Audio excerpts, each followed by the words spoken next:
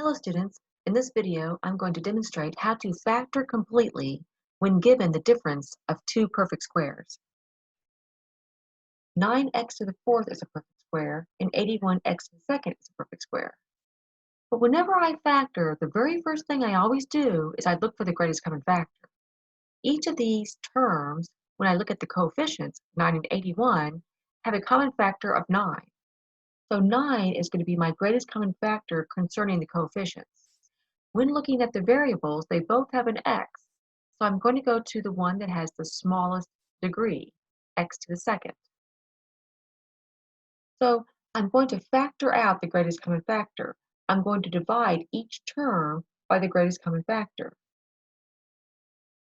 And that's going to end up getting me x squared minus 9.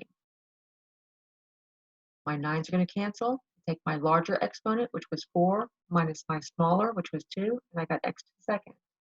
81 divided by 9 gave me 9. The x squared over x squared completely went away to 1. Now that I've factored out the greatest common factor, I have to look at each of these factors to see if they can factor further. The x squared minus 9 is also a perfect square. So therefore, this particular factor can factor further. This 9x to the second is fine just the way it is. The difference of perfect squares can be factored into conjugate pairs.